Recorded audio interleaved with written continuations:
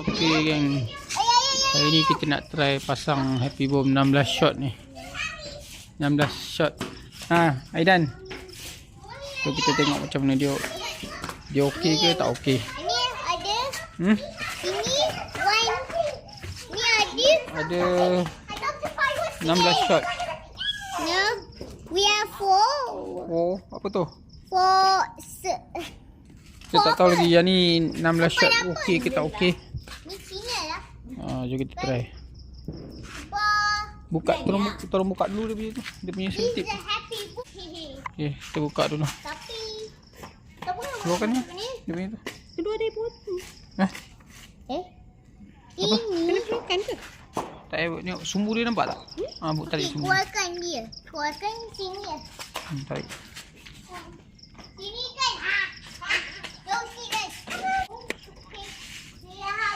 Nampak tak sumbu dia tarik. I wanna see Adik, it. janganlah. I wanna see it. Now we Okay. have 42. So Okey, dah nampak dah sumbu dia.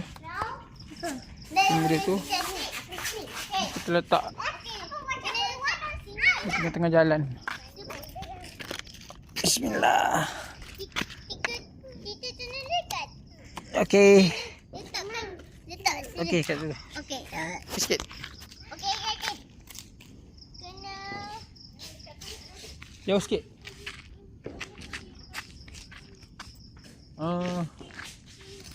Aidan lari sana tau. Jangan ni Dia lari sana.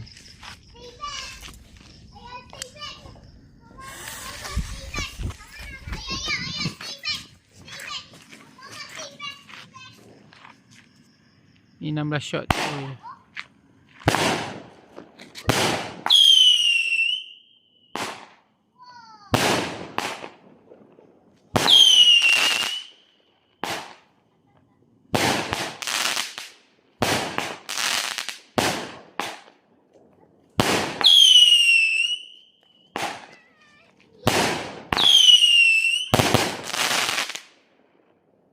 Oh, okey lah.